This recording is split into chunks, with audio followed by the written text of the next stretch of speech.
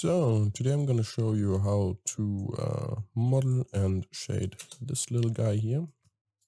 So inspired by Plants vs. Zombies, if you still know that mobile game. Yeah, just a small little modeling exercise basically. So let's get started. So the first thing I'll do is save my file. So I'm just going to hit, I can just enable my shortcuts here. So now you can see what kind of shortcuts I'm using down here in the corner. So the first thing I'll do is just save my file. So file, save as. I'm just going to overwrite this one. All right. And the next thing I'm going to do is pull up some reference. So for this, I'm going to split my view into two. So I'm just going to go here in the corner with my mouse until I see the crosshair, then click and drag. And then I'll split my view like that. And then I'm going to change the editor type to the image editor, like so. And now I can open my reference board. I click open, then go to my reference folder and choose the image I want to have. So I already have something prepared, which is this one. And yeah, so I think, I started with the head, and the most simple form to start from would be a round cube. So if you have, I think the sphere is does not have nice topology, so I can show you. Here. The sphere has this kind of a topology, and I don't like the pinching you get up here, these lines coming together. I don't like that so much because it can cause some shading issues later down the road. So I will start with the cube actually. And then, so just hitting Shift A and then go to Mesh, then Cube. And then I'll go to my modifiers and then use the Subdivision Surface modifier. And then just up the count, the subdivisions in the viewport to 2. Then click Apply. Then I'm going to go into Edit mode and just spherize this whole thing so it's more round, just by hitting Alt-Shift-S. There we go. So Alt-Shift-S and then slide to the right. There you go. Then I'm gonna look at the thing from the front, so I can either click here or just hit 1 on your numpad and then click and drag. So you have this half selected, hit X to delete, and select faces here. So now we have one half. And now I'm just going to mirror this whole thing. So go to your modifiers again, choose your mirror modifier right here, and then make sure to have clipping enabled because this will stick the mesh together. So if I have this enabled, you see if I move the mesh around, it sticks. If you have this enabled, disabled, then it won't stick together. So this is how you kind of glue the mesh together, those two halves. So now I just have one side to worry about. Right, so the first thing I'm going to do is cut out the mouth portion that I want to have. So just go into edit mode right here, or hit tab, and then choose the face selection tool. Then just select the faces you want to delete. So I'm just going to create a small mouth like this. I think like this is going to be fine. Then hit X and delete faces again. Now I'm going to go into the vertex select mode up here. And now I can slide those vertices along the edges by hitting double G, so GG. And this is just going to, like I said, slide those vertices along those edges. So the form of the head is not being altered, just the placing of the vertice. So GG to slide it along.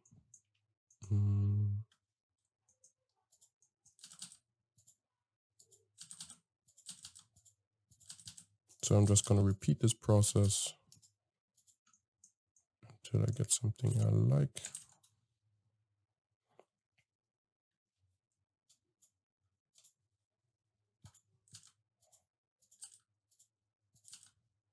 Now I'm just moving it by hitting G. And by the way, you can also move things just by using those widget tools up here. So you could just choose that and click and drag here, for example, or just use the arrows. So these, these planes here, they give you the ability to move the point just along, just on this plane. So it's not going to move on the x-axis, it's just going to move on this red plane here. So let's get something that looks kind of cool, I think. Maybe this is already fine. Oh, that's fine. Okay, I'm going to add another, not another, but I'm going to add a subdivision surface modifier. So we smooth this out a little bit more like this. I'm going to right click and then choose shade smooth. So the whole thing looks nice and smooth. And then I'm going to go back into the edit mode and I'm going to start to shape the head a little bit. And the easiest way to do this at this stage is to use the proportional editing tool. So I'm just going to click this up here, or you can use the shortcut O. And then you can just choose a point or vertice. And by hitting G, you can move everything. And if you can move that point plus surrounding points. And this fall off is described by the circle that you can see here. And you can increase and decrease the size of the circle by scrolling with your mouse wheel, just like this. So I'm just gonna go to the front view by hitting 1 on my numpad and then shaping this a little bit.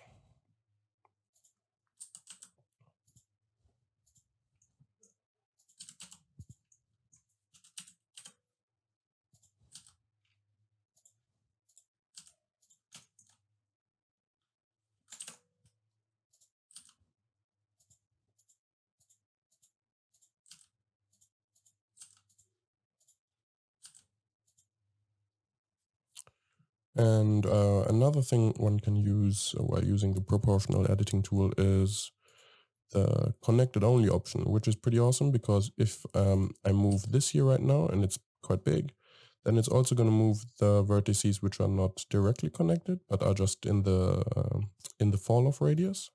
But if I choose connected only, then it's just gonna influence the connected vertices with the fall off. So this is very helpful if you want to just move the up part of this mouth, for example. So that's really helpful. So I'm just gonna disable this for a sec and then I'm gonna use it. So maybe something like this. Oopsie.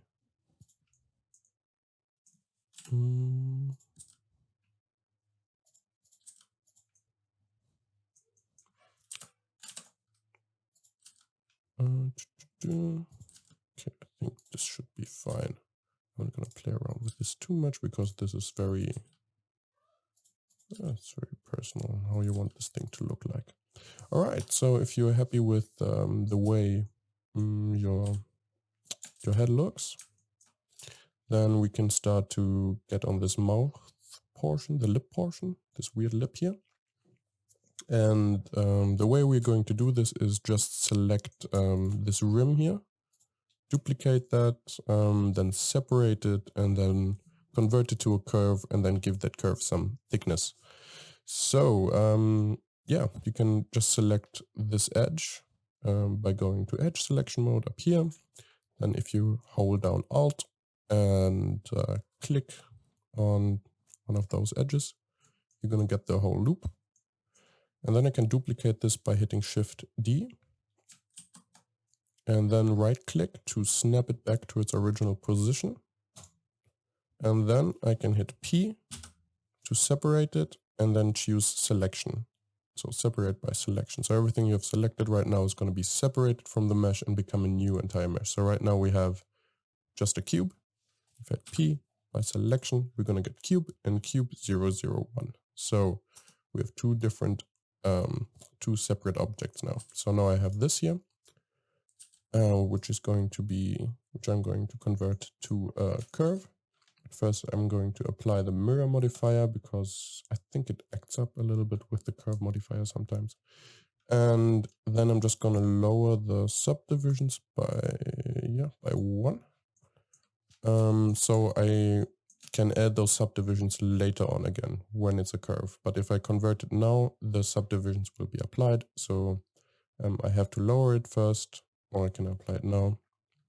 So I'm just going to do that. So I'm going to lower it to 1 and hit apply. And then go to object, convert to curve from mesh. So now these points are now curves. Oh, this mesh is now a curve. And now I also get the mesh, the curve options here.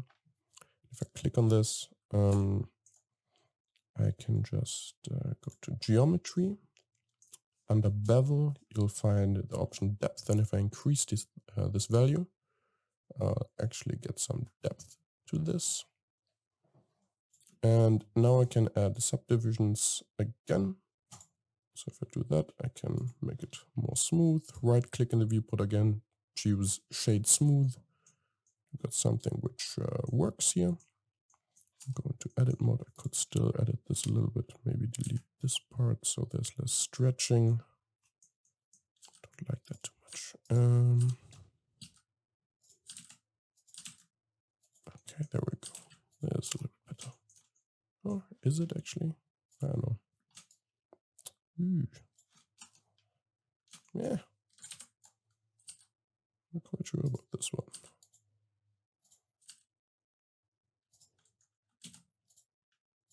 To also edit the other side, of course. Okay. So this is all right. There's some stretching going down here. It's fine. All right. So now I've got this part, and now I can create the neck portion. So the easiest way to do this is to get another curve, but this time we don't need to convert it. We can just edit straight up. So hit Shift A and then go to the curves, choose the Bezier curve,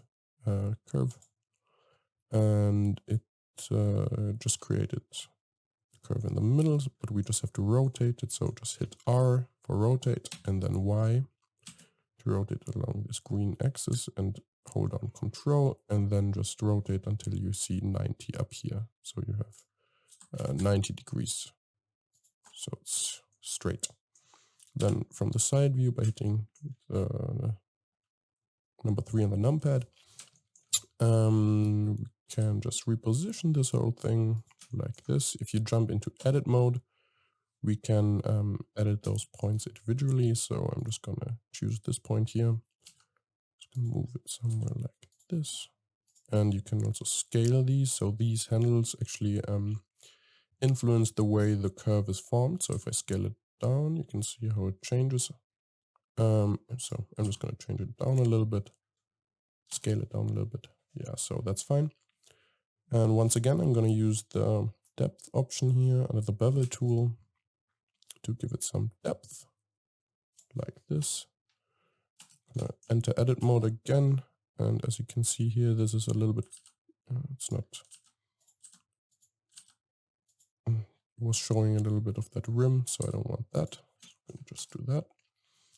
And this is all a uniform thickness, but I can actually change the thickness at a certain point. So if I enter edit mode, choose a point and hit Alt S, then I can scale this down, and I can also scale this up by hitting Alt S. So that's quite handy for a lot of things. So this is perfect. Okay, and I can add another subdivision. Again, you could do this here by increasing resolution. but I think it's quite, you can also just use the subdivision modifier. It's also totally fine.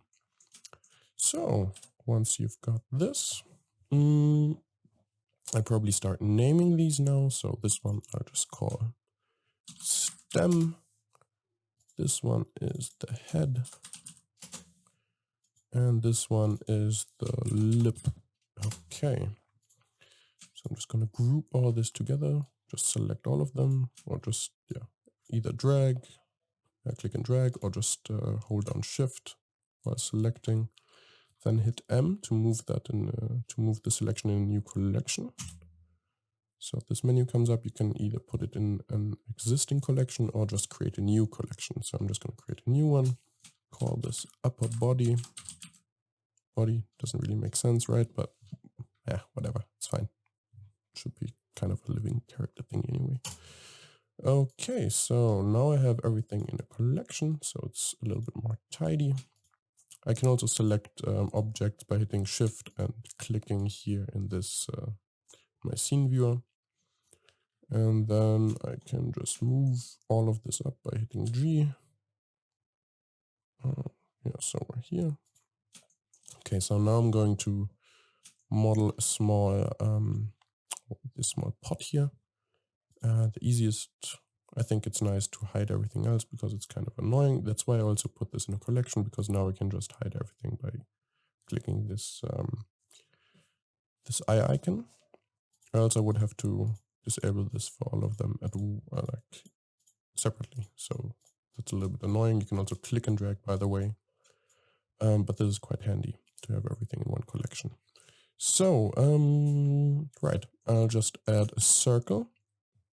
I'll just start with a circle. So go to Mesh, Circle. Oh yeah, now I fell into that same, I made the same mistake.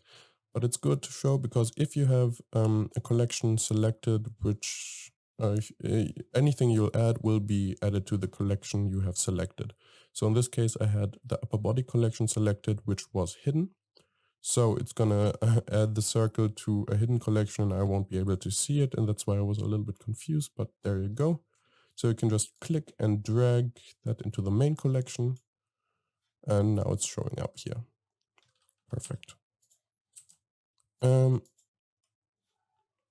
yeah, but I wanted to change something anyway, so I have to delete this. So click on your main collection, and now your object will be added to the main collection. So Shift A, Mesh, Circle, and before clicking anything else, you'll have to click on this Add Circle menu, which pops up right at the beginning. Then you can just decrease this to 8 vertices. So we don't have to deal with that many vertices at once, which is quite helpful when you're modeling something. Just like we did with the head, we started with a very low poly count and then subdivided it further. We're going to do the same thing here. So I'm just going to lower this to 8. Then I'm going to add a subdivision modifier. So we get a nice smooth pot. I'm going to jump back into the edit mode by hitting Tab.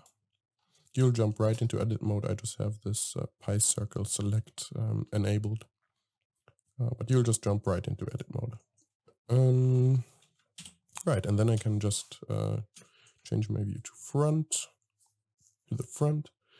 And now I'll just use a very basic modeling technique, which is just to extrude and then modify the extruded parts again by scaling or by rotating in this case. Not in this case, but just by scaling in this case. So I'll just hit E to extrude, and then Z to constrain it to the Z axis, and then scale this part down a bit. Gonna choose, select this whole loop just by hitting Alt again and clicking between 2 points. Then I'll select the loop. Then I can just extrude again, right click to snap it back to the to its origin point, then scale it up so I can make this more, how would you call this? small rim. Yeah. And so now I've created the outgoing portion. And now if I extrude again and hit Z to constrain to the Z axis, I can just push this up. Then hit extrude again and scale this down. And don't worry about these corners not being sharp. We'll fix this in a second. So I'm just going to close this off by Alt clicking here, selecting the whole loop, then extruding this again, hitting E, scaling it down a little bit. And then we got this nice supporting edge loop. Excuse me. And now we can just close this by hitting F. So that's going to be fine. And now I'm just going to worry about creating the inner part of this small pot.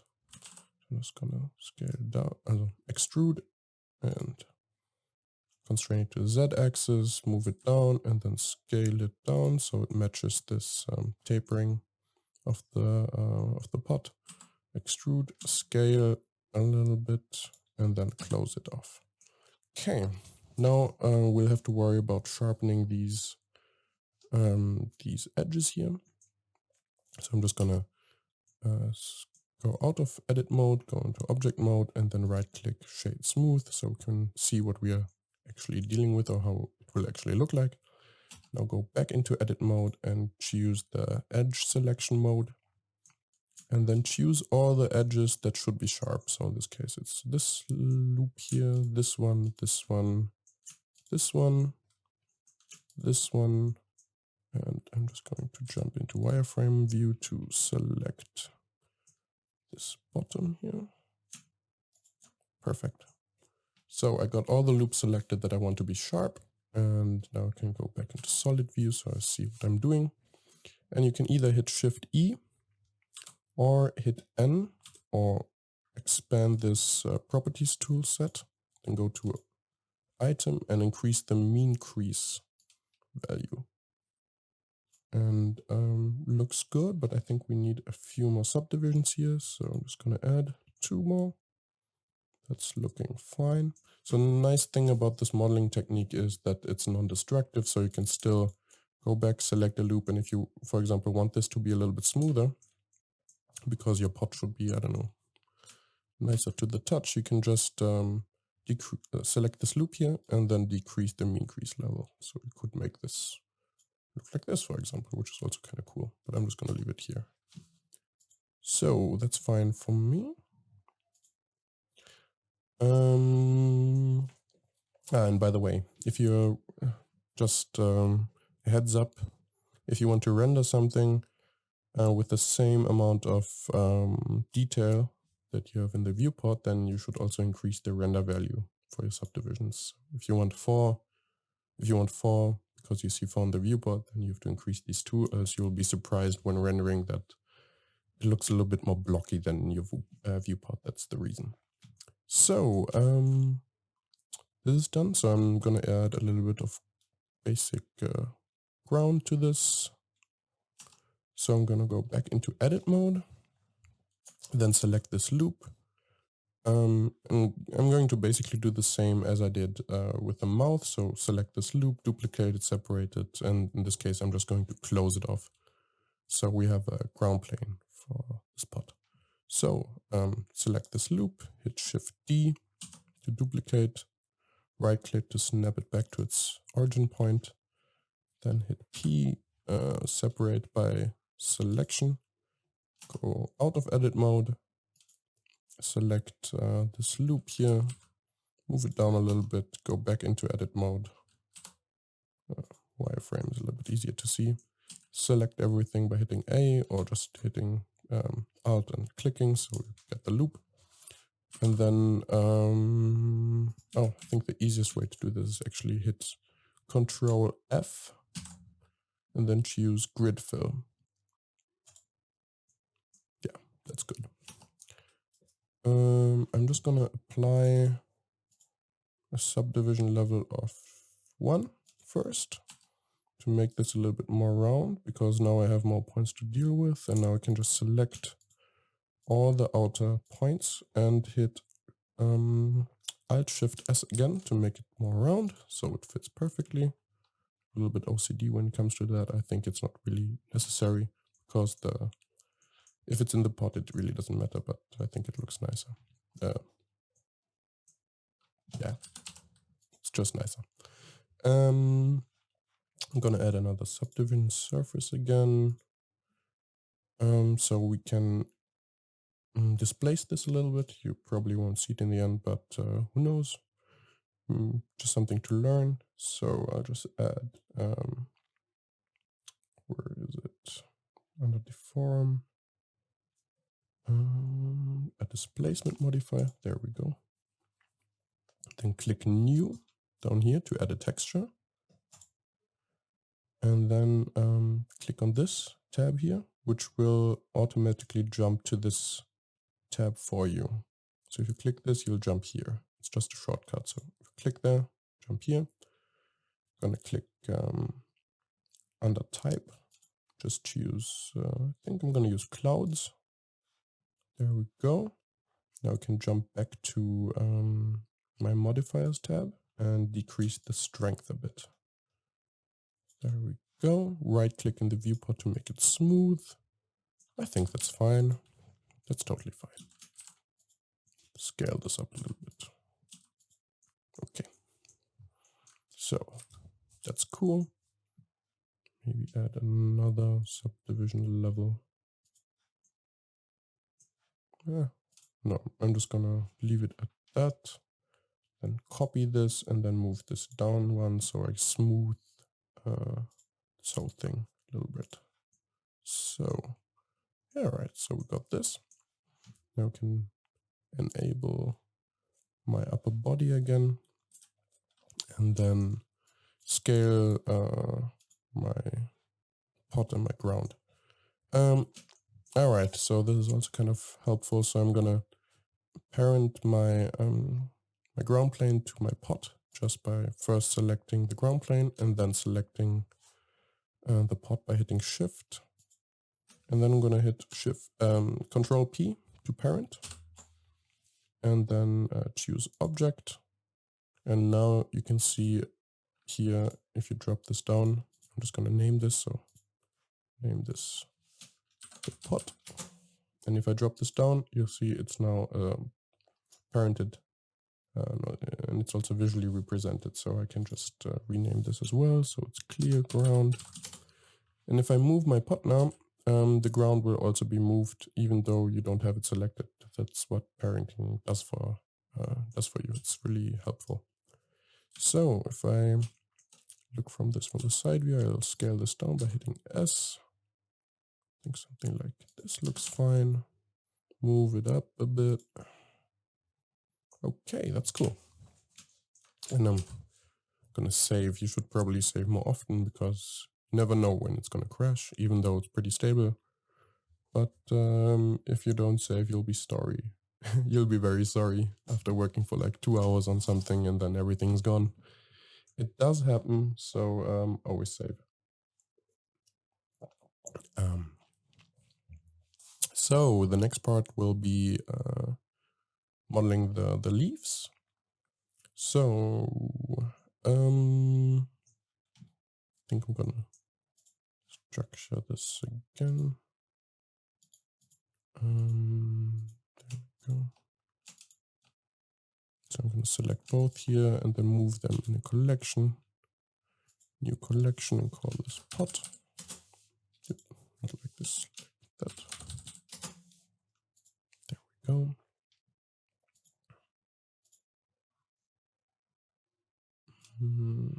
Yeah, move this in there as well. Perfect. So now I can go on to model the leaf, and the easiest way to do this, I guess, is to start with a plane. So add a plane, Shift A, mesh, add a plane, go into edit mode, then just shape it to be a rough leaf shape. So I'm just gonna scale, I'm just gonna extrude this on the y-axis by hitting, selecting both, and then hitting E and then Y to extrude. Then scale that down by hitting S. Move that again with G and Y. Scale this down again. Something like this. I should add a subdivision modifier so I can actually see how it's going to look after it's being smoothed out. Right, so this is starting to look nice. So I'm going to scale this down as well, just by selecting them. The S and X to scale it down on the X-axis. That's fine. And then just extruding these again, scaling them down again. Move this up, GY. Okay. There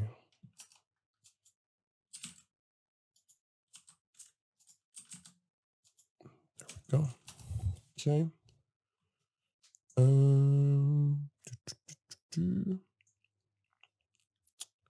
So now I'm going to add this, going to add a little bit of thickness here in the modifiers. Just go to solidify, add a little bit of thickness,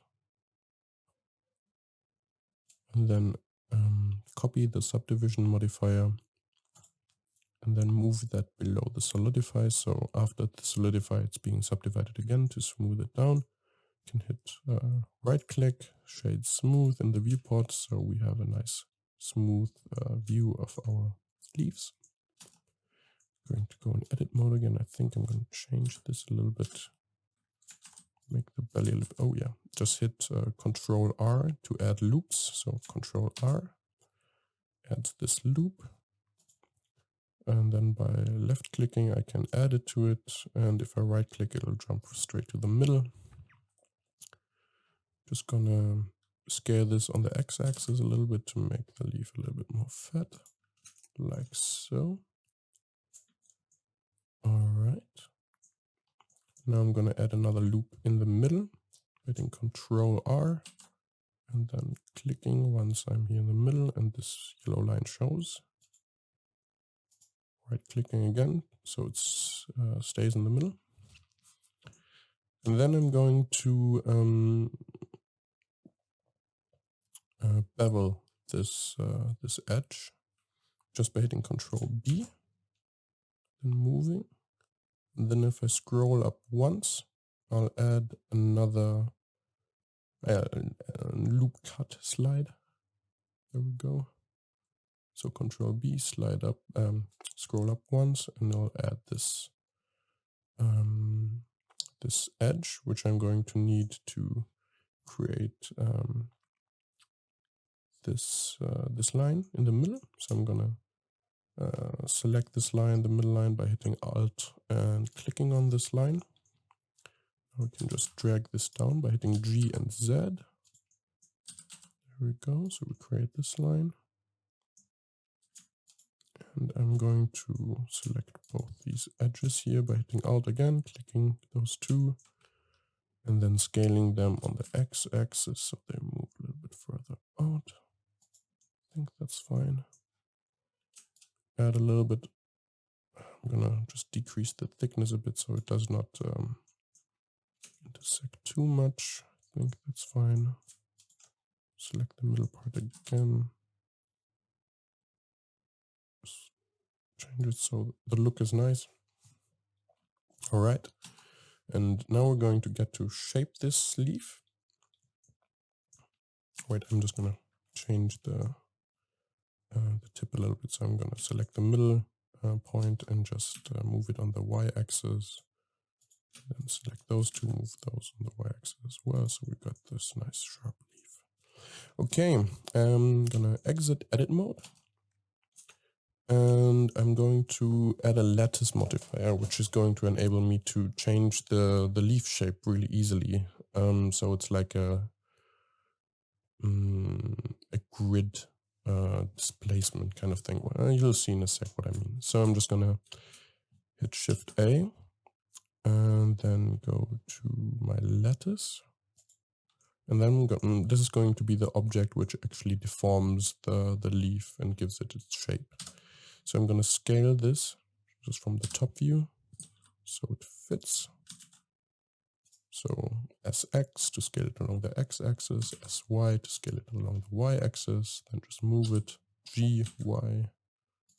So it encompasses this leaf. Doesn't have to be perfect. And from the side, I'm going to scale this down on the Z axis. Just fits the leaf. Perfect. So if you've got this, you can just add a little bit more cuts. So we actually have some control points. So if you go to your lattice properties here, you can just increase the cuts here. So one there and one here. Perfect. And now if I add, if I select the leaf and go to my modifiers and add lattice modifier and choose the lattice. So under object, choose your lattice. Then if I select the lattice and go into edit mode, I can now move.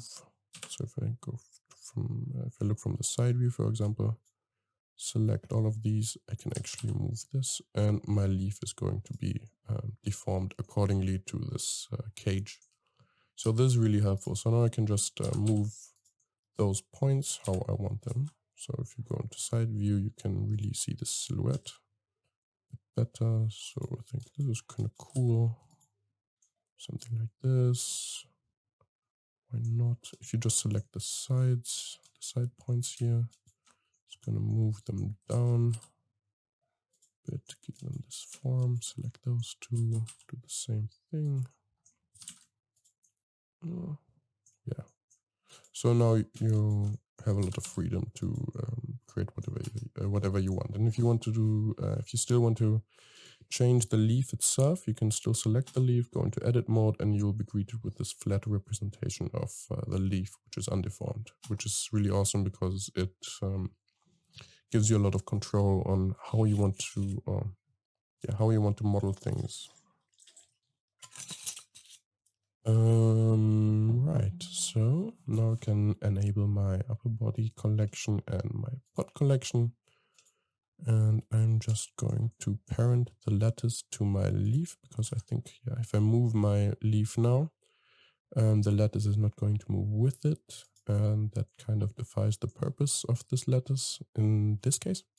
So I'm going to select the lattice, then while holding shift and then clicking on the leaf, select both now, and then hit Control P to parent this. So now I have the lattice parented to my leaf. So if I just move the leaf, the lattice moves with it. So that's perfect. And now I can reposition this so it makes sense. So I'm just gonna move it like so. All right, and I should probably change the origin point to be somewhere here on that point. So your origin point is like your anchor point in After Effects on Photoshop.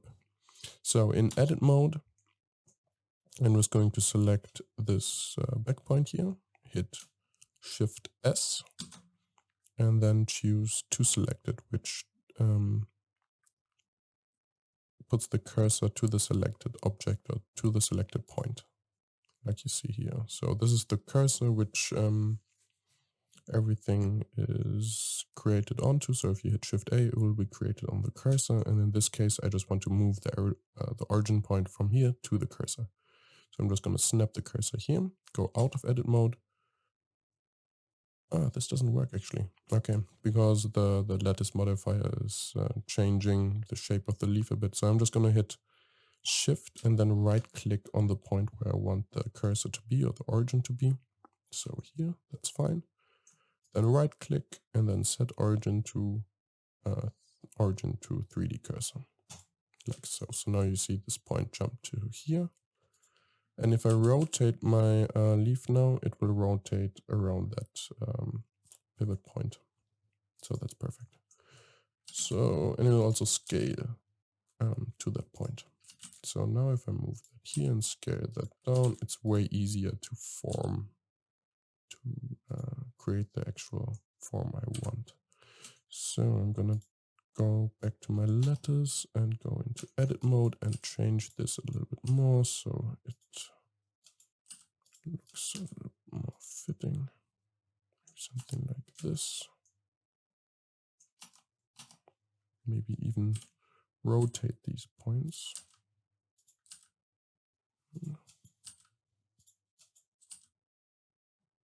Okay. So I'm going to select both of these. And I'm going to hit Shift S. And then click to origin. So my cursor is back in the middle of my world. And then I can hit Shift D while having these two selected. Right click to snap them back. And then change my pivot point to the 3D cursor right here. And if I rotate along the Z axis, so R and Z, it's going to rotate along that pivot point. So I can just do this. Oh, and as you can see now, these two are intersecting when I copy them, and that's not what I want. So I could probably just move this up a bit and then move the other one down, but I can also just make this a little bit thinner here. So if I go into edit mode while holding, while having one of the leaves selected. Oh, actually, what might be really cool is if I delete this here. Okay, so I'm going to change this. Go into the wireframe view. I'm going to select those edges, make them a little bit thinner by just hitting S and X to scale them down. There we go. Move these up a little bit. So G and Y. Go out of edit mode. Okay. And now if I have both selected and hit Alt D. So instead of hitting Shift D for duplication, hit Alt D. Right click to snap it back and then rotate again on the Z axis. And the awesome thing now should be if I go into edit mode here, you can see that all my leaves are going to be changed. So using Alt D for duplication makes a link, so you don't have to edit all your leaves if you want them all to be the same. The nice thing is, oh yeah, this is still duplicated, but you can just unlink this if you go to your object context menu, I think. Where is that? Actually never used this before. I rarely use this feature, but it's a really cool feature. Where is it? It should be here. Here, right. So if you go to your lattice properties menu, you'll see this 2 here, which means that it's a copy of that lattice. And if you click on the 2, the copy, it's not going to be a copy anymore. And now you can edit it free of this one. So Control Z, if I go back again, if the 2 is here and I go into edit mode, it'll actually move both of these. So you could just disable this, disable that, and then edit those individually. So that's kind of cool. So I'm going to do that with the rest of these. So Alt D, and rotate along the Z axis. So select all of them.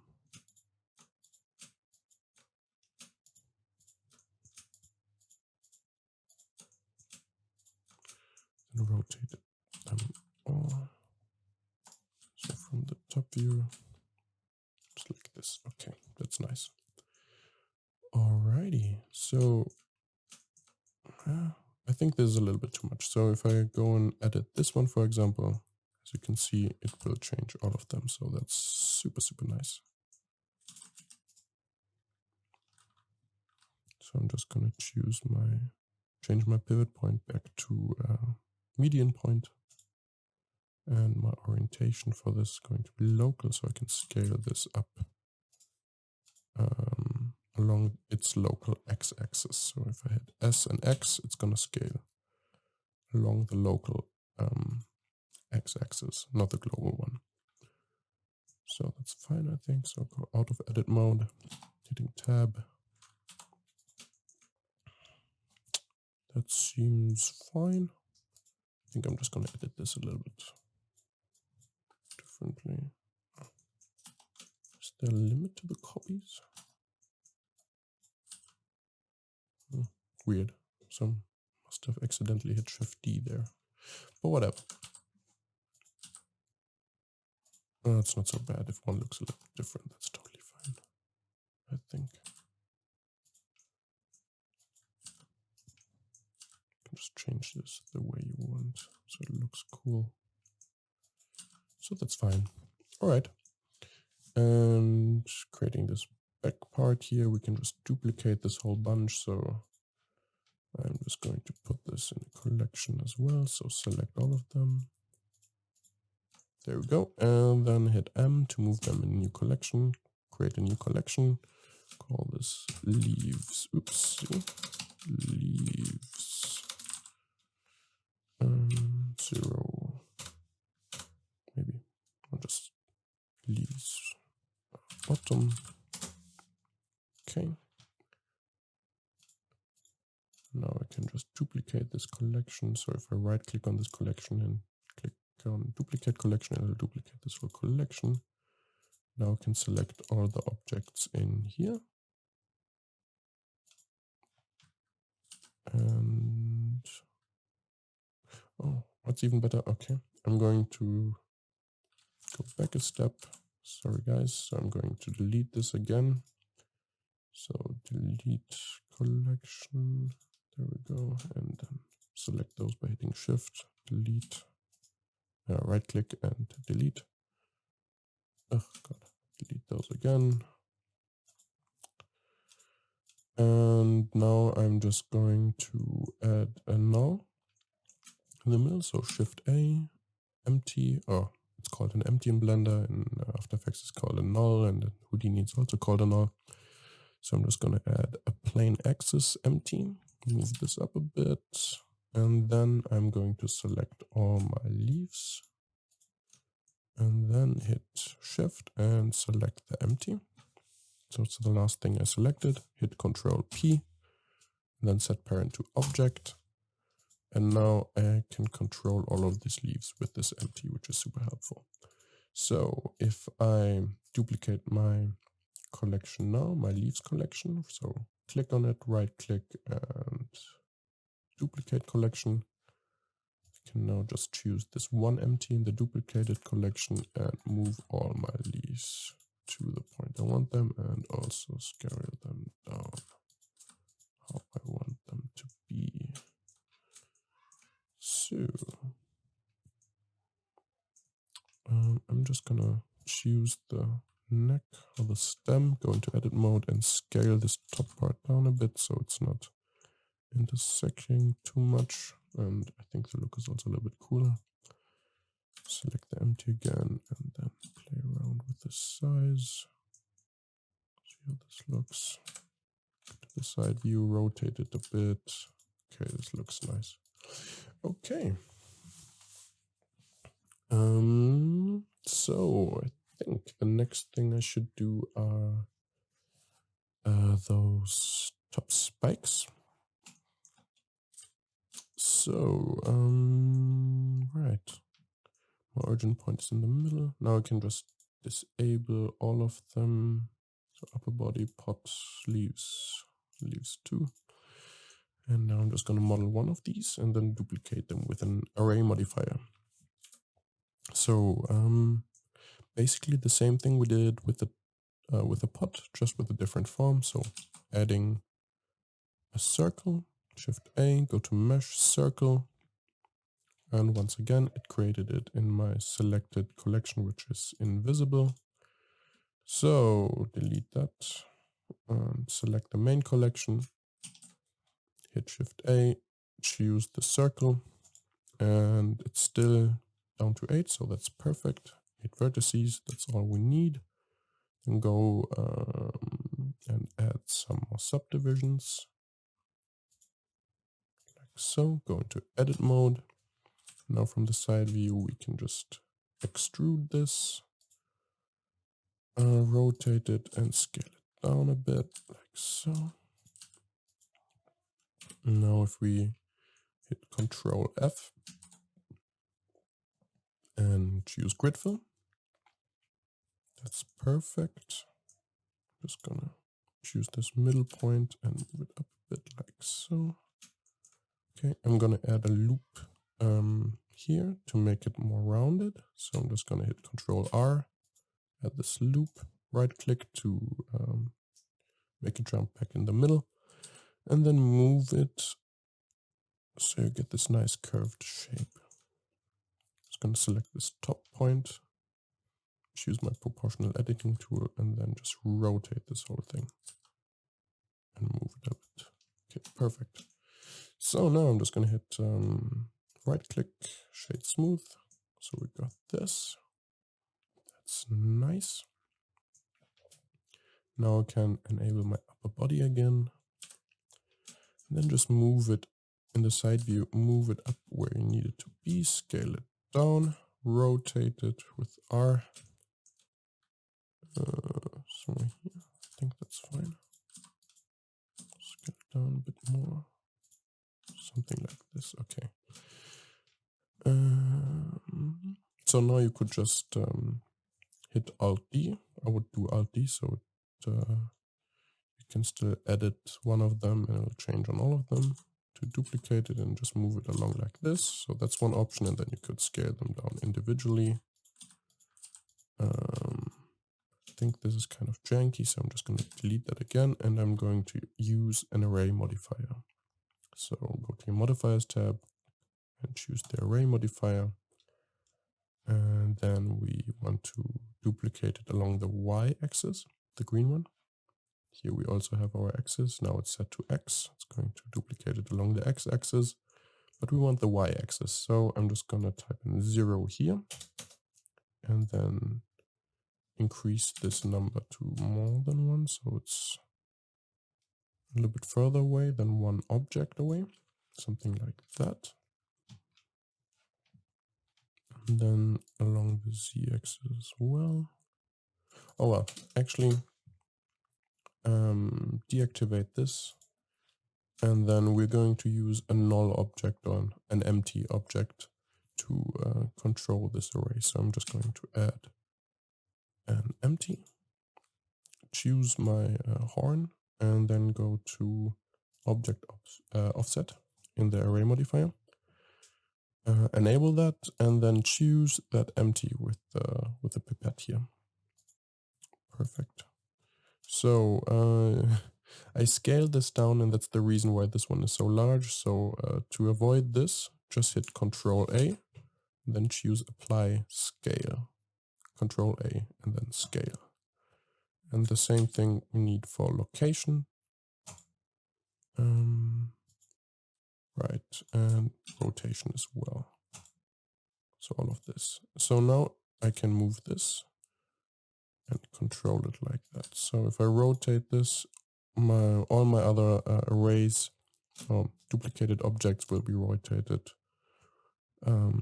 by this amount plus for the next one. So if I up the count to 3, I think we need 4.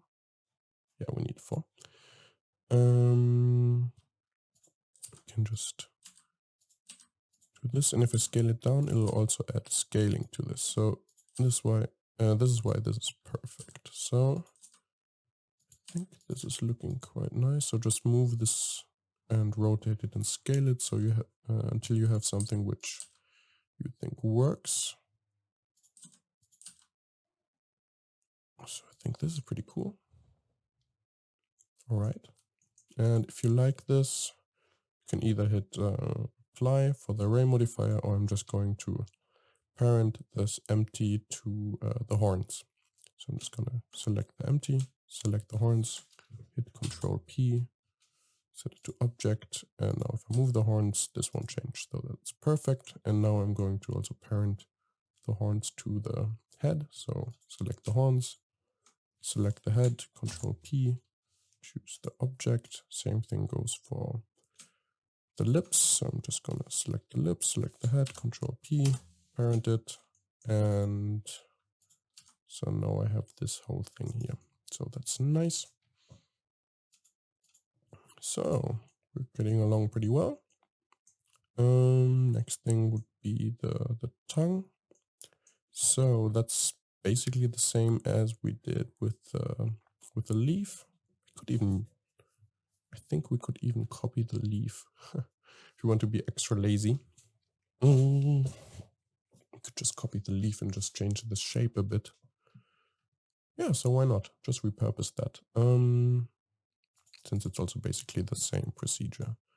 So I'm just going to, in my leaf collection, drop down the empty nodes so I know which one is the first one we created. So this is the origin.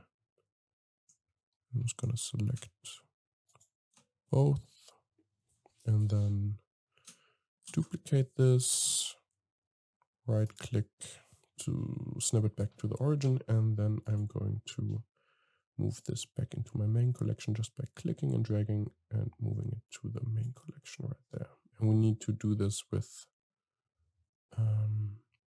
this one as well because it's parented to this one, but it didn't move with it. And you can see that because it's represented by this dotted line. So do that as well. Oh, it's not. Right, Control Z, did something wrong. So select both. I'm just going to move it in the viewport. So select both. Oh, this one here. So I'm going to select both here. So plane 0 and the lattice. Perfect. And now I'm going to move this in the collection. Why is it? This is weird. Okay, select both and then move it with M to the collection. I'm just a little confused. What's this? So wait, I'm just going to delete this one here. Delete that one. I'm a little bit confused right now. Why is this happening? So I duplicated both. And then I'm going to move them into my main collection. And go to my context object data. So that's fine. This is also fine. Why is it still down here? Okay, I actually don't know why. So I'm going to delete that and then just create a new tongue. So, right. While having the collection selected, I'm just going to deactivate all those other things. Should probably move that into the upper body, including that empty. So whilst having that collection selected, I'm just going to create another plane, just like we did with the leaf. Go in the top view, go into edit mode, and then just shape this until you get something that looks like a tongue. So I'm just going to add a loop cut here, just by hitting Control R and then clicking. Oopsie, oop. Control R and then left click so it's in the middle, and then right click so it jumps back in the middle. Selecting this one, I'm just going to move this along the y-axis. And then I'm going to add another subdivision modifier right here. Increase the level of subdivisions. Go into edit mode and then reshape this a bit. Select both here. Then scale along the x-axis. I think that's fine. And we need another, we don't need, but I think it's nice to have this little line in the middle, just like with the leaf. So I'm just going to select this part, hit Control B to kind of subdivide this. It's actually beveling, but as you can see, it creates this middle line, which we need. So I'm going to select this middle line. See, and then move that down a bit. Oh, while not having the proportional edit tool enabled. So something like that. Go out of edit mode, add another solidify modifier. Increase the thickness, decrease the subdivisions here, and then copy this one and move it right after the solidify modifier. And then play around with the values of the subdivisions until you get something you like. I'm just gonna shade this smooth. I think that's fine. And then the same thing, we're just gonna add a lattice. Scale it so it fits. Perfect.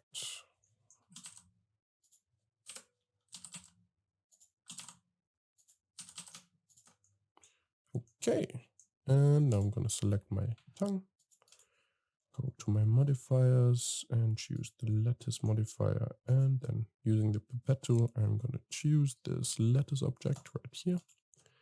And again, I need some more control points, so I can just add them here, like so.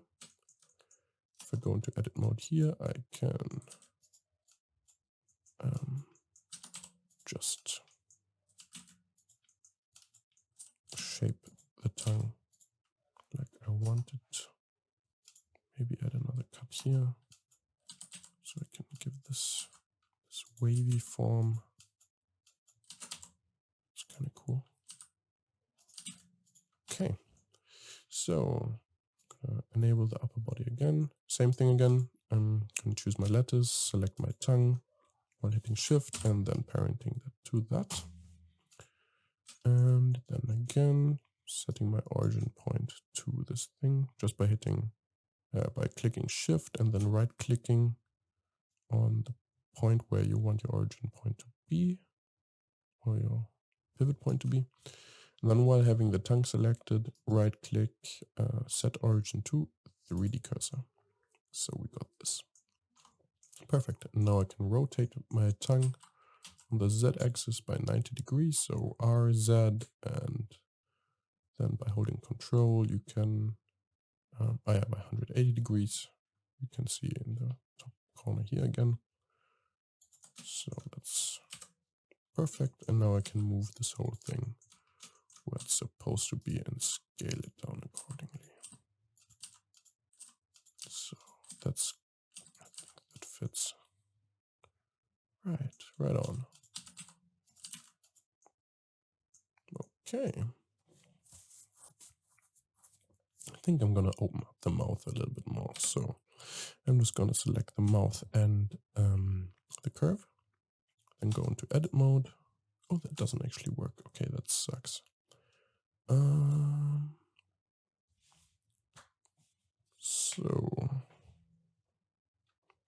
So one way you could do this now, there are a couple of ways to do this. Actually, you could convert the curve into a mesh, and then you could edit both things at once, or you could just do it manually by moving the mouth and then moving this thing. But I think I'm just going to convert this to a mesh. So I'm just gonna, I think I like it a little bit thicker even, something like that. And then I'm going to go to object. Oh, first I'm going to deactivate the subdivisions modifier. And now I'm going to go to object, convert to, oh, and one should probably duplicate this first. I'm just going to make another copy of the file. So I'm just going to, so what you can also do is just save your projects in iterations. So name your project 1, and then if you think you're safe and you want to try something new, maybe save out a new version of that file. So I'm just going to do that here. So file, save as, just name it 5B, save as Blender file. All right. So now we got a backup, and now I'm going to get rid of the subdivision modifier right here. And then right click, convert to mesh. So now I got a mesh, go to edit mode, and if I select both, I can actually edit them at once. So that's what I'm going to do. And before that, I'm going to mirror the mouth as well. So I'm going to select this half of the mouth, delete that. So in this case, I selected the vertices of that half, and then I'm going to hit X and delete vertices, and it's going to delete all the vertices. Right, so I'm going to go out of edit mode and then add a mirror modifier to the mouth. Like so, and then don't forget to enable clipping. So now, if I select both and go into edit mode, I have the exact same setup, so that's perfect. Now I can just select this one, and if I have the proportional edit tool enabled, I can just move this, but it's set to connected only, which is why it's not moving the other one.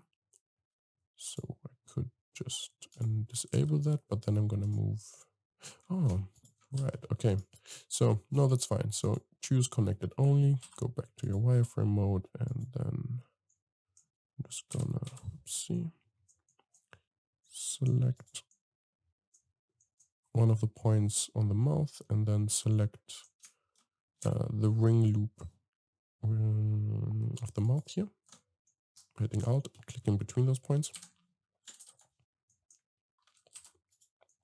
And now I can just open this up a little bit so we actually see what's going on. Okay.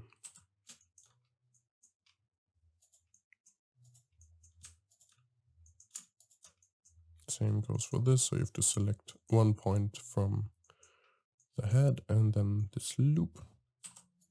And now I can just change the shape. That's perfect. Okay, I'm going to jump back into object mode, and I'm going to add some subdivisions to the mouth again.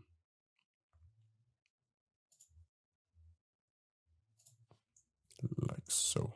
Nice.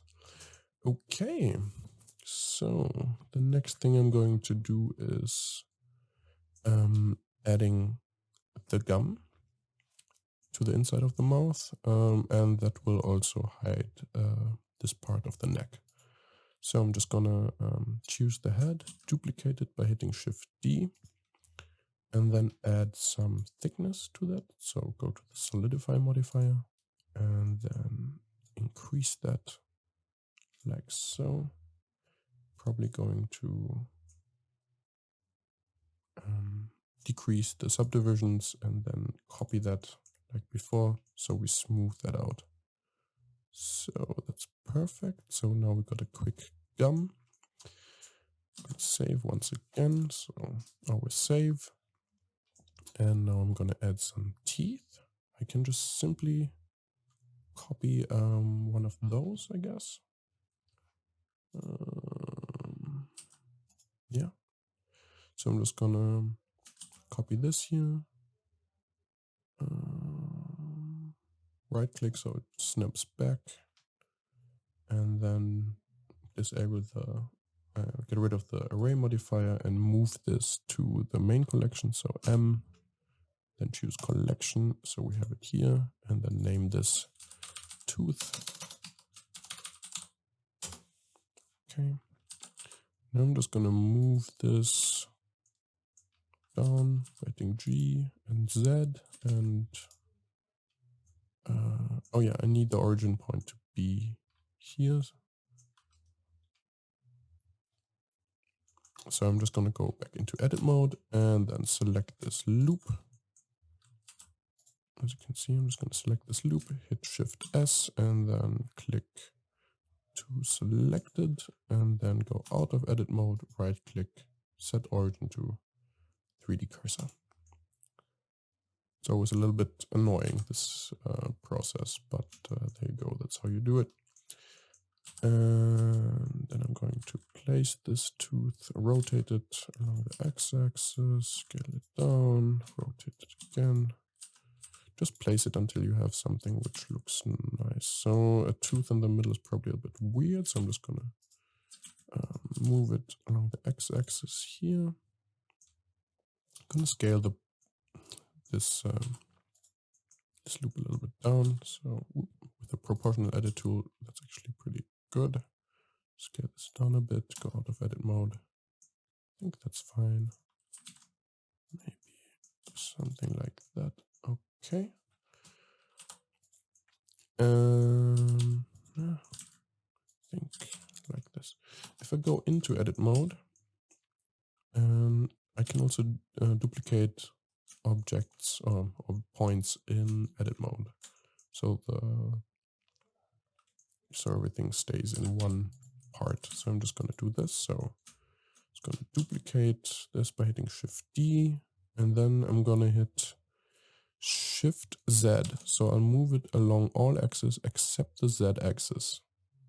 So that's super helpful. And then I can rotate this along the Z axis, but I want the global transformation. So I'm going to change this transform orientations back to global. Rotate that here. So there's just some placing, some moving around. Again, G and Shift Z to just move it, along all axes except the Z axis.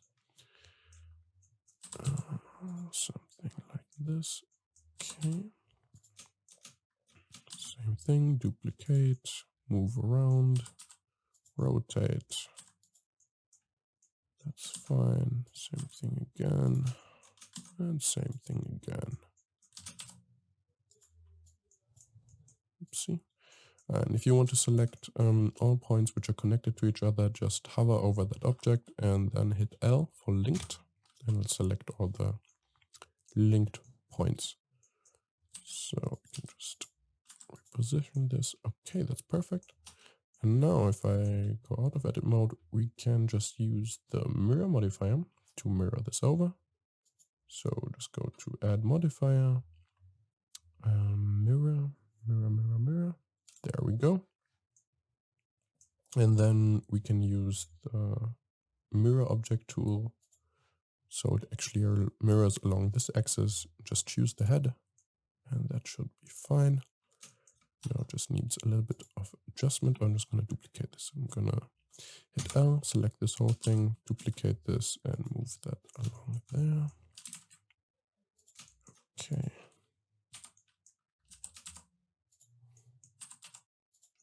So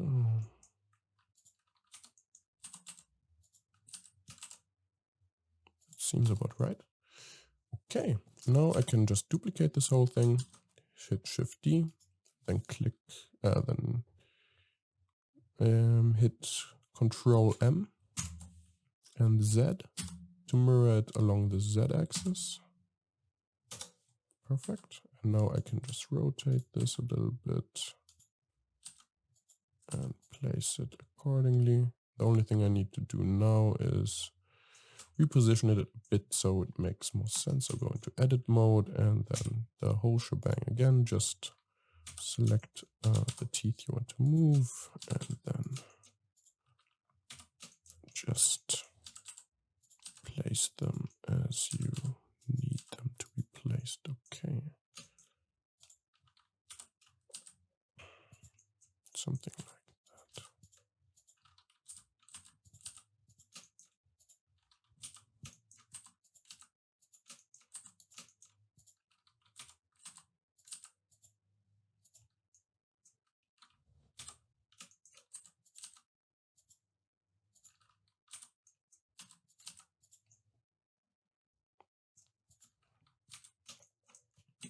So I don't need those. That's fine. Okay. That's looking cool. So now I can enable all my other objects, and I think we're done with the modeling. I'm just going to make sure that everything on the head is linked to this head. So the gum is still missing and the tongue. So I'm just going to choose the gum inside here and the tongue, and then the head, and then hit Control P. Set it to object, and now if I move this thing, the whole all the connecting or all the pieces that should be on there are connected. That's perfect. Just gonna reposition this one a little bit more. Oopsie. Yeah, that's fine. All right. thing you can do now is just parent this here to the, how do you do that again? Right, so if you have this selected, I think, just a sec.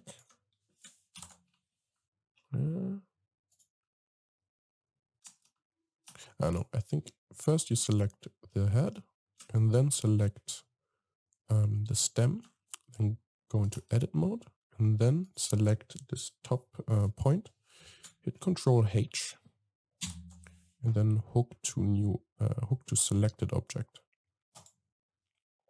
I think that should be it. Oh yeah, perfect. And now if we move the head, the curve will move also accordingly. The only thing we need to do now is to do the same thing with these leaves here. So position them how you want them to be positioned. Scale them down a bit, I think. Yeah, perfect. And then choose the empty, choose the stem, go into edit mode, and then choose this point, Control H, hook to selected object, and then go out of edit mode. Oh, that didn't work. Why didn't that work? Oh, that's weird. Oh, but you can just parent the empty to the head, so that's fine as well. So just select the empty, select the head, Control P, and yeah, that's perfect. So that's really cool here. So you can do quick animations if you want to. All right, so now I'm gonna set up a small scene just to light it and get some materials on there real quick. I'm gonna do some spit here as well. Right, so that's missing. So easiest way to do this is sculpt it. So I'm just going to put the origin point. So by hitting Shift and right clicking, put it right here. Then add a cube, scale this down, then add some subdivisions to it.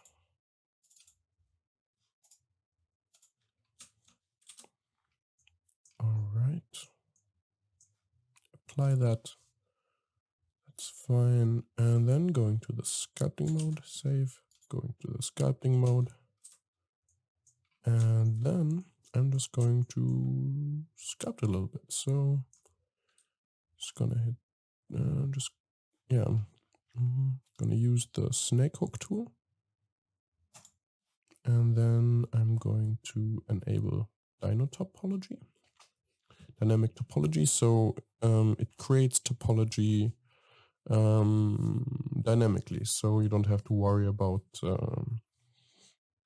if you need more geometry or not. So just gonna enable that. That's fine. And then I'm gonna scale my brush up by hitting F. But you can also scale your brush up here. So whatever you want. So I'm just gonna use F. And then I'm just going to drag this down. That's fine. I'm going to smooth this out by holding Shift. Something like this. Okay. I'm going to go back to my draw tool. Just going to add a little bit here. Oh, and my symmetry is enabled, which should not be the case. So I'm just going to disable that. I don't need symmetry here. I'm going to do this rough. And use the hook tool again. I can just drag this, make it bigger. I can just drag this down, oopsie, from the front view. So drag the, scale that down. Nice, okay. Just gonna add some small bubble here. So I'm gonna use the inflate tool for that.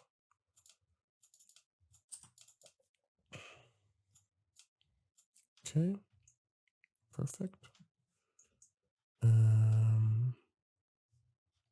Right, so I can jump back to my layout tab, add some subdivisions to this, and maybe smooth that out, or just hit right click, shade smooth, but I want this to be a little bit, this is also not so nice. I'm gonna jump back to sculpting mode, look from the front, hit G for move, and then I'm gonna adjust the spitball a little bit so it looks a little bit nicer. And I'm going to smooth everything out a bit more.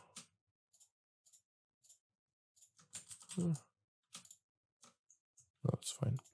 Okay, jump back into the layout tab, and I think I'm gonna add a smooth modifier here. There we go. I'm just gonna increase the repeat.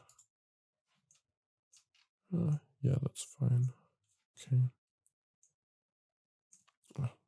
This is still not. I still don't like this top part too much. I mean, this is just a really quick one, but you can play with this until you feel like you got something you like, you really like.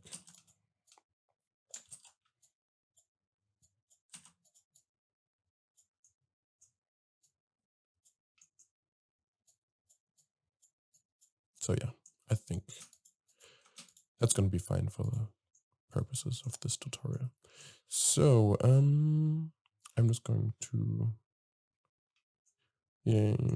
apply these for myself. You don't need to, because I just want to remesh this real quick. So I'm just going to apply both, and then I'm going to use my quad remesher add-on. It's really nice, but it costs like $100 bucks.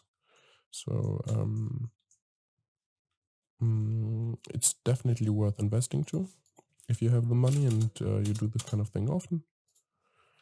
But if not, then that would have been totally fine. But the topology you get is pretty amazing. Like before, it looked like this, kind of shit.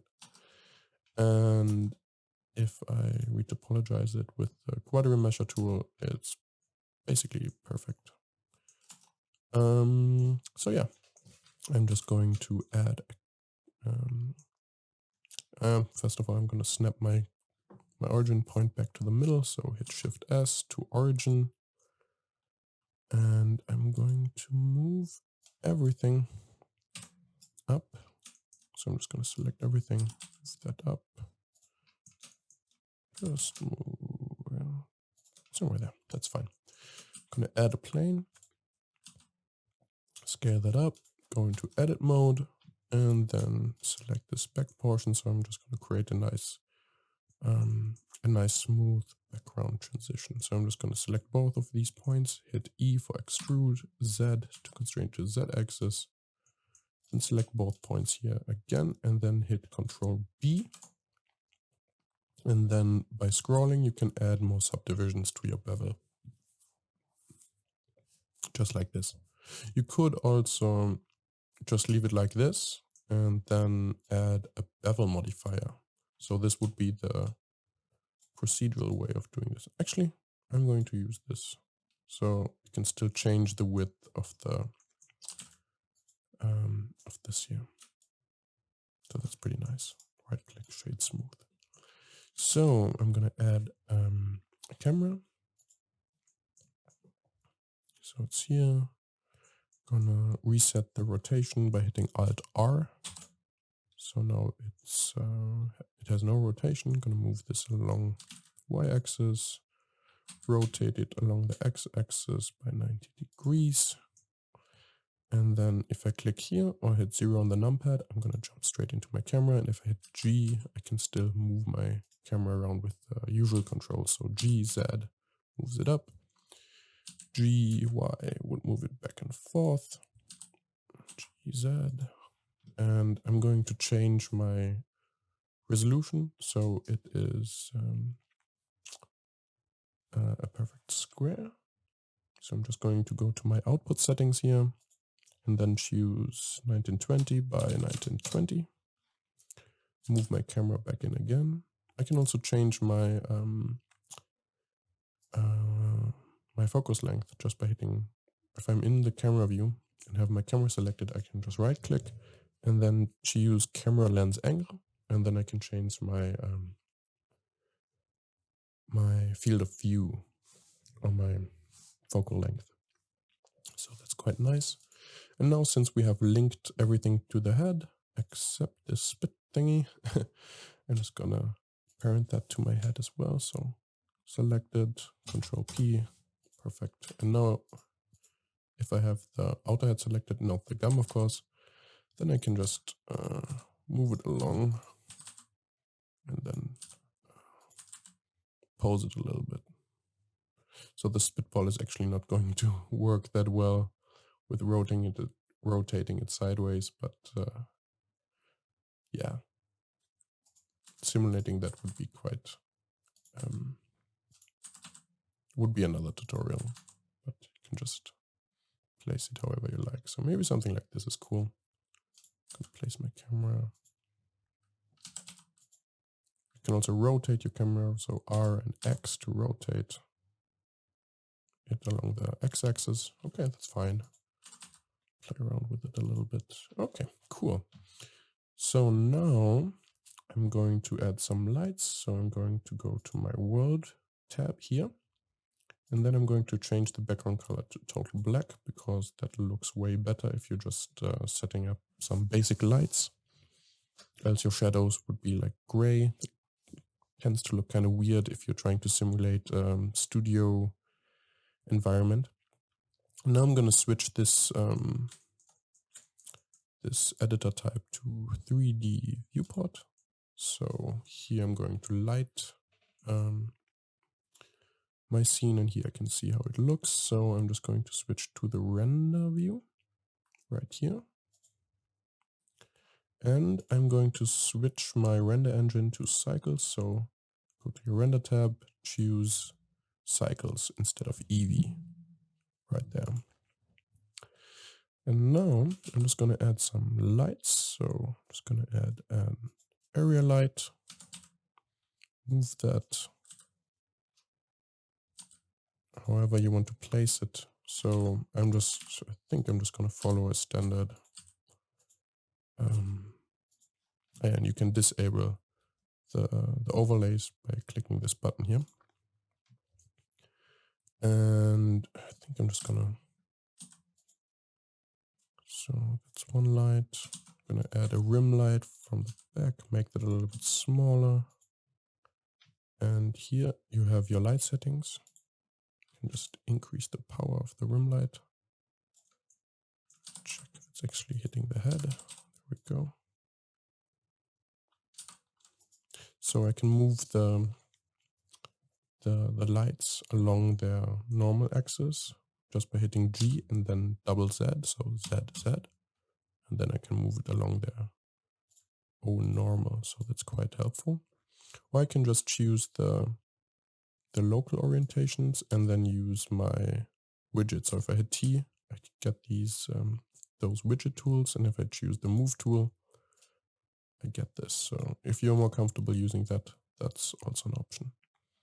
So I'm just going to add a little bit of rim light here. Just going to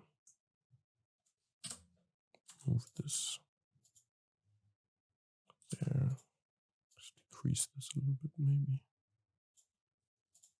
Maybe add a touch of color to this, like so.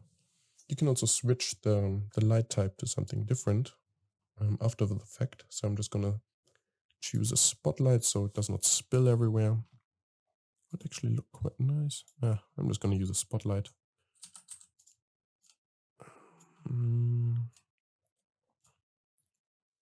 Here you can change the shape of the spot. Rotate it.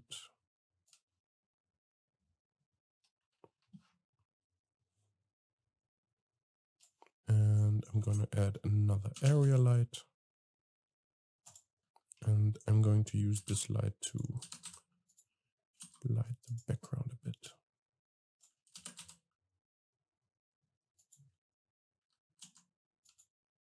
So maybe I'm just going to use a spotlight.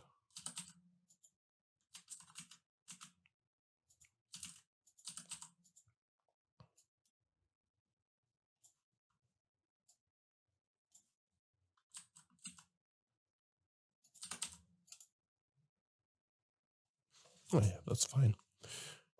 for the purposes of this tutorial. And now I can just, now I'm going to add some materials. So I'm just going to change my editor type to shader editor, choose my head. What should I start with? Yeah, I'm just going to choose my head. And then I'm going to click new. You could actually also create the materials here. So if you have your head selected, just go to your material context right here and then click new. Then it'll create you this, the principled shader. But we want to do something in the node editor. So right here, if you go here, you can select this one here, the shader editor, and this is basically the node view of your material settings. So here you have more control than you would have here. So I just want to add those dots in there that we had before. So just a second, those small dots here. I'm just going to add those. So if you click and drag in the corner, if you drag up, you'll close this, so like that. And the way to do this, just a second, I'm just going to look on how I did that again. Righty. Okay, so first thing we need is a Voronoi texture. So Shift A, go to Textures, Voronoi Texture. These settings should be fine for now. And then we need, I am just gonna, so one thing you really want to enable when working with nodes is the Node Wrangler tool. And you will find this tool in the add-ons. So go to Edit, Preferences, add-ons, and then search for Node Wrangler right here, and then just enable it by clicking this arrow or the tick, and then just closing it. And now if you hit Control Shift and click on any node, you'll see what it actually does. It'll get you a visual representation of that. So the Voronoi texture creates this dotted texture. And if I add a color ramp, so Shift A, Converter, Color Ramp, right here, if I increase the contrast, I can actually get some circles. Just like that. Okay, and I'm gonna add a mapping node. So if you have the Node Wrangler tool enabled, you just need to hit Control T, and it'll create a mapping node and a texture coordinate node. And if you change the texture coordinates to object, it should give you those perfect circles without any stretching or deformation. So if you play with the contrast settings here, you can change the size and the amount of circles, and you can also change the location of the mapping tool just to move the texture around a bit until you have something you like. So if you have this, then you can just add another color ramp node. So color, converter, color ramp, add this there, and then set this to constant. So it won't be a linear ramp. And then you can just choose the colors you would like to have. So I'm just going to have this pinkish color, make this a little bit darker, I think, something like this. And I'm going to plug this into the base color. And then by hitting Control Shift again, and click on the principled BSDF, which is your main shader, we'll see how this looks. So I think this is way too dark. Just going to make this lighter, something like that. I'm going to reduce the roughness of this material. That's kind of cool. This looks a little bit dirty. Just gonna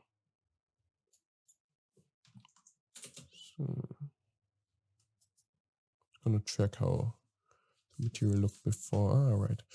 By the way, okay, I'm gonna split this view into two. So go in the corner until you get this Oh, sorry. Until you get this crosshair, and then just split the view, and then choose the image editor. And now I can, by clicking on this this color field here, I can choose this pipette and then actually choose the color from the image. So this is a good starting point. So I think I'm going to choose this one here. Or something like this. Okay. And the next thing I'm going to do is add another layer of points. So we have 2 points with different colors. And the way I'm going to do this is just get this here. So click and drag and then duplicate it. And then add a color mix node. So mix RGB. Just pop it right in there. And then go to multiply. Oh, wait, I think, oh yeah, right. It has to be shuffled in like this. So I need to duplicate this as well. Put that in there, set it to multiply, and then increase the factor. And of course, offset it a little bit so it's not on the same spot. And then I need to add another color point here. So make this a little bit more white. And then I have to play with these settings. So, right. So now we get the mix of the points. I can still play around with this color ramp to and the size of the noise to make these a little bit smaller.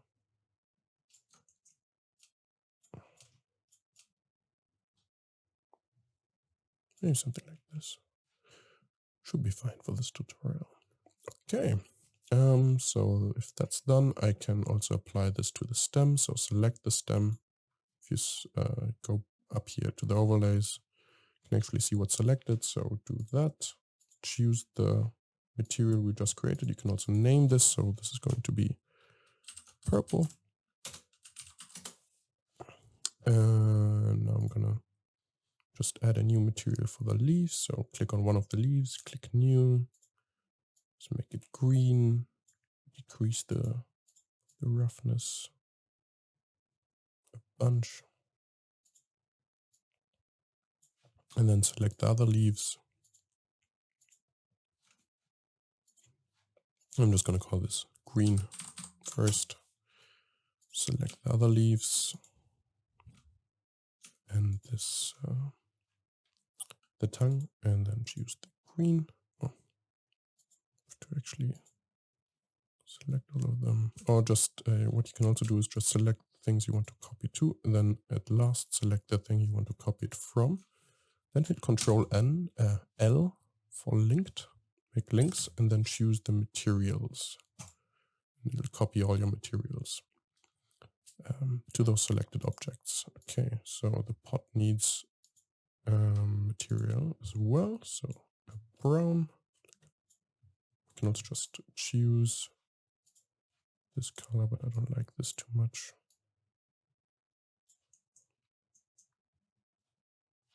Okay, that's fine. I think, oh yeah, I'm just gonna switch this back to the 3D viewport. And I'm going to change the positioning of this light a bit. So we can also use the rotate widget here if you want to do that. Maybe something like that. We can also change the shape of this area lamp to disk, for example. So that's kind of nice. So we get this nice round highlight.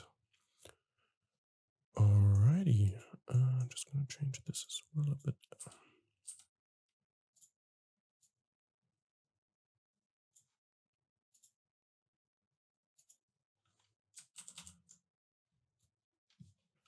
Okay. And I'm going to add a glass material to this. So new. Instead of the principled, I'm just going to choose a glass shader. And for this, I'm gonna choose like a white, maybe like a more yellowish kind of thing. It's fine. And for the gum, I'm going to choose what is selected. For the gum, I'm going to create something more gum-like, so a little bit pinkish maybe. Ooh, it's the wrong color. So there's the subsurface color. We'll get to that in a second. I can also just copy while hovering over the color field. So hovering over this, Control C, and I can just hover over the base color, Control V, and it's pasted in there. And so this is pink, or gum, or whatever. And I'm going to choose the tongue, choose pink as well. And yeah, we got this. I think so the basics are there. One thing you could do, which increases render times though, is to add some subsurface to this whole thing, but I would suggest copying the same color to the subsurface color as well. So this would make it a little bit more, it makes it so that the light actually bounces in the object itself, so in the material, and gives it a nice the look is a little bit nicer, more like a small plastic object you have lying around at your home, more like Legos or something, or like semi-translucent plastic. So increase this and play around with the radius settings here. You can really create something which is a little bit more also soft. The material has like a softer feeling to it, which is kind of nice, especially if you're creating cartoony style characters and images. So I would suggest going that direction. So I think white is actually nicer for this. And then this is actually a color shift. So this is Rgb Radius in the sub. I actually can't explain how this works exactly, but if you change this to 1, there won't be any color shift. And I think the default is set to something that makes skin look nice. So you can just play around with this until you get something you like. So these I'm just going to call white, because I'm going to use it for the teeth as well.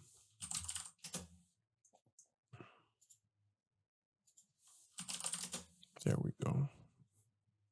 So something like this, and I can still change the head a little bit so it looks nice. So.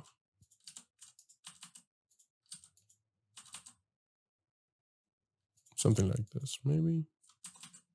Yeah.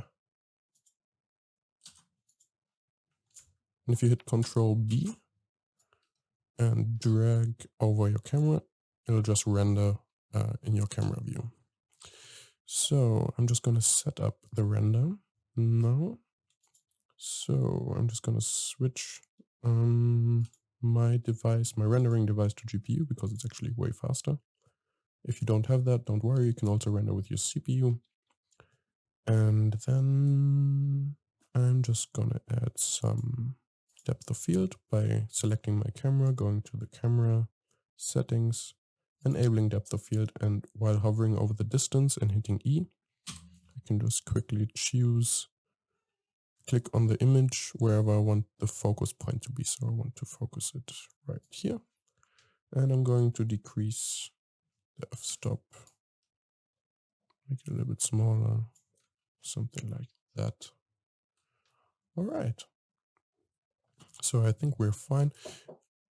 And then I'm going to animate this thing a little bit. Or you could animate this a little bit if you want to. So since everything is just linked up, you could just set a keyframe by hitting I, and then hitting the location and clicking on rotation. You could quickly create an animation. So if you move forward in your timeline and then just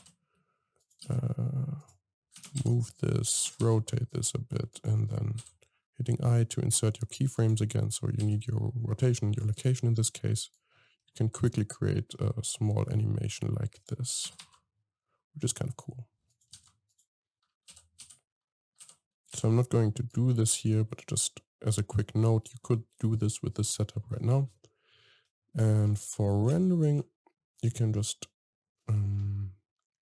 select the render, go to your render tab here and hit render image or hit F12, as you can see there. But before that, you would need to increase your samples a little bit. I think 400 should be fine in this case. So the higher your samples, the cleaner your image will look. So 400 is probably going to be fine, and then hit just hit Control, just F12, or go on the render image. And this is going to take a little bit of time. If your computer is slower, I don't know, just grab a coffee, do whatever. Wait for your render to finish. I'm just going to close this and decrease the resolution to 1080 to 1080 so it's a little bit quicker. Render again.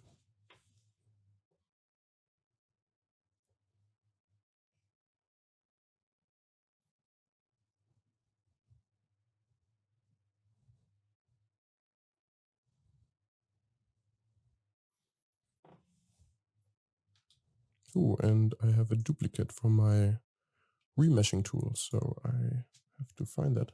So that's a, oopsie, Control Z. That's a good point. This filter icon actually hides a lot of important things. So if you just enable these, which are quite necessary. So the only thing I really need right now is the camera icon. So here you can see this cube was not visible in my viewport, but it was still visible in the render view, which is this one here. So if you disable this one, it will not render. So that's a good thing to check if everything is fine there. And if I render now, it should be fine.